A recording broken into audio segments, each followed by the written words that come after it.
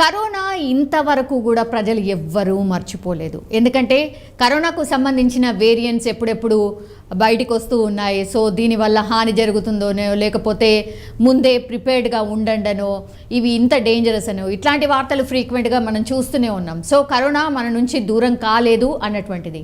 But ప్రపంచం స్తంభించిపోయేలా చేసినటువంటి కరోనాకు వ్యాక్సిన్ రావడంతో మళ్ళీ ఆల్మోస్ట్ అందరం సాధారణ స్థితికి చేరుకున్నాం. అండ్ పరిస్థితులు ఇప్పుడు ఆల్మోస్ట్ నార్మల్ స్టేజ్కి అయిపోయాయి. అండ్ ఎవ్రీవన్ బాగానే అందరూ కోపపైపోయి కరోనా నుంచి బయటపడినటువంటి సిచ్యువేషన్. టెక్నాలజీ అభివృద్ధి చెందుతూ ఉండడంతో కొత్త వ్యాక్సిన్లు కనిపెడుతున్న కొద్దీ పాత వైరస్లు తిరిగి పుట్టుకొస్తూనే ఉన్నాయి.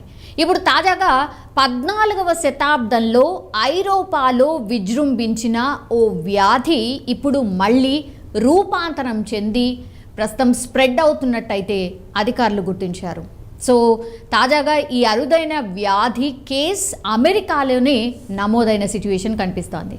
దీంతో ఇప్పుడు అగ్రరాజ్యం అమెరికా వణికిపోతున్న పరిస్థితి కనిపిస్తోంది. కరోనా సిచ్యువేషన్లో కూడా అగ్రరాజ్యం అమెరికా వణికిపోయింది, ప్రిపేర్డ్గా లేకుండే. ద సేమ్ వే ఇప్పుడు కూడా ఏదైతే కొత్త వ్యాధి బయటపడిందో ఇప్పుడు కూడా అమెరికా గజగజ వణికిపోతోంది.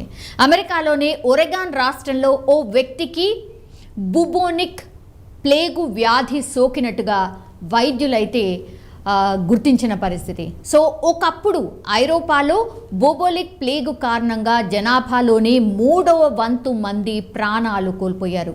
3వ వంతు మంది అంటే మామూలు విషయం కాదు. సో చాలామంది ప్రాణాలు కోల్పోయినటువంటి సిచ్యువేషన్. తాజాగా ఈ వ్యాధి మరోసారి స్ప్రెడ్ అవుతున్న వార్తలు ఏవైతే వస్తున్నాయో, సో వైద్యులైతే ప్రస్తుతం ఆందోళన వ్యక్తం చేస్తూ ఉన్నారు. ఒరెగాన్ రాష్ట్రంలోని డిసెజూట్స్ కౌంటీలో ఓ పెంపుడు పిల్లి ద్వారా ఆ వ్యక్తికి బుబోనిక్ ప్లేగు వ్యాధి సోకినట్టుగా అయితే డాక్టర్స్ గుర్తించారు.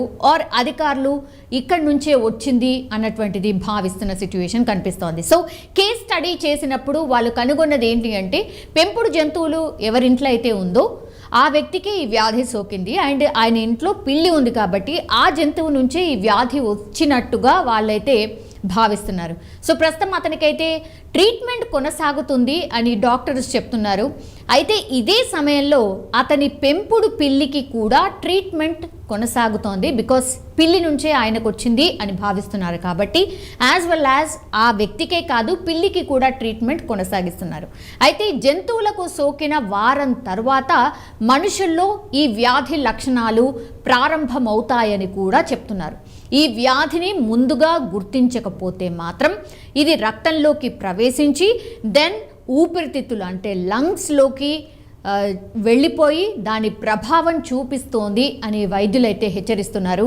చివరికి న్యూమోనిక్ ప్లేగు వ్యాధిగా మారి పరిస్థితి పూర్తిగా సీరియస్గా మారిపోయి ప్రాణాలు కూడా పోయే ప్రమాదం ఉంది అనేది వైద్యులు చెప్తున్నారు. అయితే అమెరికా వ్యక్తి కేసులో దీన్ని మొదట్లోనే గుర్తించారు కాబట్టి ప్రస్తుతం అయితే ట్రీట్మెంట్ అందిస్తూ ఉన్నారు. దీని ఫలితంగానే అతని ప్రాణాలకైతే ఎటువంటి ప్రమాదం లేదని కూడా డాక్టర్స్ చెప్తున్నటువంటి పరిస్థితి. దీనికి ఏముంటుందంటే జ్వరం, వీక్నెస్ ఉంటుంది, వామిటింగ్ సెన్సేషన్ ఉంటుంది, దెన్ చలి కండరాల నొప్పులు ఏవైతే కండరాల నొప్పులు జాయింట్ పెయిన్స్ ఏవైతే ఉంటాయో అవి కూడా ఉంటాయి.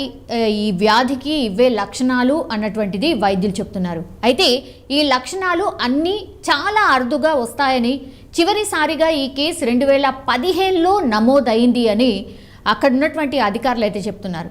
అయితే ఇదే వ్యాధి 14వ శతాబ్దంలో పెంపుడు జంతువులు అంటే ఎలుకల ద్వారా, అప్పట్లో ఎలుకలు కూడా పెంపుడు జంతువులుగా ఉండేవేమో మనకైతే తెలీదు. బట్ డైరెక్ట్ డాక్టర్స్ అండ్ అధికారులే చెప్తున్నారు కాబట్టి పెంపుడు జంతువులు ఎలుకల ద్వారా వ్యాపించి అయితే అప్పట్లో బీభత్సం క్రియేట్ చేసింది. కాబట్టి ఈ కేసు ఇప్పుడు నమోదు కావడంతో అయితే అమెరికా ప్రజలు ఆందోళన వ్యక్తం చేస్తున్నారు. ఎందుకంటే అమెరికా వాసులకు పెంపుడు జంతువులన్నా పెట్స్ అన్నా చాలా ఇష్టం. కామన్గా వాళ్ళ ఇళ్ళల్లో డాగ్స్ కానీ లేదంటే క్యాట్స్ కానీ మనం చూస్తూనే ఉంటాం. సో పెట్స్ అంటే కూడా వాళ్ళకి చాలా ఇష్టం కాబట్టి ఈ పెంపుడు జంతువుల నుంచే ఈ వ్యాధి వస్తోంది కాబట్టి ఇది కొంత ఆందోళన కలిగిస్తోంది అమెరికా దేశానికి. సో ఫస్ట్ అయితే ఇక్కడ ఓన్లీ ఒక వ్యక్తికి మాత్రమే సోకింది కాబట్టి ఇప్పుడే ట్రీట్మెంట్ స్టార్ట్ చేసేశారు. సో ఇది స్ప్రెడ్ కాకుండా ఉండడానికి ఏం చేయాలి, ఎలాంటి చర్యలు తీసుకోవాలి అన్నటువంటిది కూడా ఆల్రెడీ అక్కడ ఉన్నటువంటి పూర్తిగా అధికారులు కావచ్చు, లేదంటే ఈ డాక్టర్స్ డిపార్ట్మెంట్ ఏదైతే ఉందో వాళ్ళ హెల్త్కి సంబంధించిన డిపార్ట్మెంట్కి అయితే ఒక ఇన్ఫర్మేషన్ ఇస్తున్నారు. కేస్ స్టడీ లాగా దీన్ని టేకప్ చేసి ఇది స్ప్రెడ్ కాకుండా ఉండడానికి ఏమేమి చేయాలో అవన్నీ కూడా చర్యలు తీసుకోబోతున్నారు అనేటువంటిది. బట్ ఇప్పుడు 14వ శతాబ్దంలో ఏదైతే బయటపడిందో ఇప్పుడు మళ్ళీ అదే వ్యాధి బయటపడడంతో అయితే ఇప్పుడు చాలా ఆందోళన అయితే వ్యక్తమవుతోంది. దాని పేరు వచ్చేసి బిబోనిక్ ప్లేగు వ్యాధి. ఇది 14వ శతాబ్దంలో బయటపడింది. దెన్ అగైన్ ఇప్పుడు అమెరికాని గజగజ వణికిస్తున్న సిచ్యువేషన్ కనిపిస్తోంది. కేవలం ఒక వ్యక్తికి అండ్ వాళ్ళ పెంపుడు పిల్లికి మాత్రమే ఈ లక్షణాలు ఉన్నాయి ఆర్ ఈ వ్యాధి సోకినట్టు భావిస్తున్నారు. కాబట్టి దానికి సంబంధించి మరి ఇది స్ప్రెడ్ కాకుండా ఉండడానికి ఏం చేయాలి, అండ్ వాళ్ళు ఒక వారం తర్వాత వారం క్రితం ఆర్ నెల క్రితం ఎవరెవరిని కలిశారు, ఎక్కడెక్కడ తిరిగారు, అదంతా కూడా ఇన్ఫర్మేషన్ తీసుకొని ఇది స్ప్రెడ్ కాకుండా ఉండడానికి ఏవేవైతే చేయాలో ఆ చర్యలన్నీ కూడా అమెరికా తీసుకుంటున్నట్టయితే వార్తలైతే వినిపిస్తున్నాయి. కానీ ఇది మాత్రం నిజంగానే ఒక ఆందోళన కలిగిస్తున్నటువంటి విషయం. బికాస్ కరోనా నుంచి ఇప్పుడిప్పుడే మనం తేరుకుంటున్నాం, అలాంటిది మళ్ళీ ఇట్లాంటి స్ప్రెడ్ అయ్యే వ్యాధి బయటపడింది, అది అమెరికాలో. కాబట్టి అక్కడైతే పూర్తిగా ఆందోళనకరమైన సిచ్యువేషన్ అయితే కనిపిస్తోంది. బట్ అన్ని కంట్రోల్లో ఉండబోతున్నాయి అండ్ అన్ని చర్యలు తీసుకుంటున్నాము అన్నటువంటిది అధికారులు అయితే చెప్తున్నటువంటి పరిస్థితి కనిపిస్తోంది.